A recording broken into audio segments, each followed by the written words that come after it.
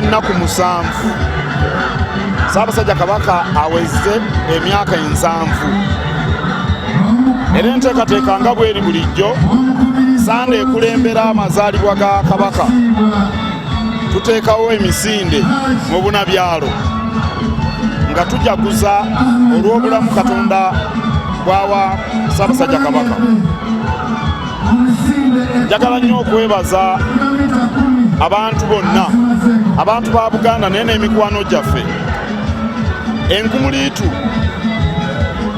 abatwegasseeko mu nnamutikwa w'enkuba ne bajja Ssaabasajja Kabaka atuwuubire tudduke.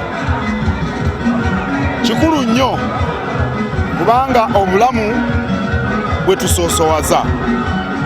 Twebaza bannamikago abatambula naffe abalabanga ensonga eno nkulu, naye okusinga byonna neebaza abantu olw'omwoyo gwa Buganda ogutafa.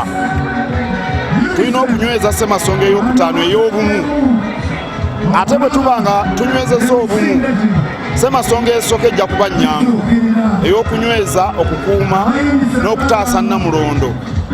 Awo nno kano akabonero kalungi. Neebaza abateesiteesi bakulembeddwa ow'ekitiibwa Kaawaase tuli naye wano, omumyuka wa Katikkiro asooka, amyuka w'ekitiibwa Sserwanga minisita w'emizannyo n'abavubuka. Enteekateeka eno eba ya muggundu era bakola kiro na misana, era nabo tubeebaza nnyo. Nga tumaze okudduka tujjukire obubaka eri abasajja okubeera abasaale okutaasa omwana ow'obuwala. Nze nzikiriza nti 23 wanaatuukira siriimu tujja kuba tumugobye mu nsi yaffe. Mwebale nnyo, mwebalire ddala.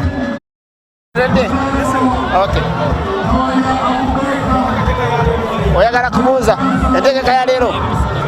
Amanya nze David Birungi ni mukwanaganya wa Airtel n'omuntu owa bulijjo. Tuli basanyu tuyozaayoza Ssaabasajja mu mazaalibwa g'emyaka 7 egy'obuto. Era tuli basanyu okulaba nti Kabaka yatuwa ebbeetu, yatuwa platform ya Kabaka birthday run tusobole okuwanirira emirimu gy'Obwakabaka egiteekeddwawo okukyusa obulamu bw'abantu.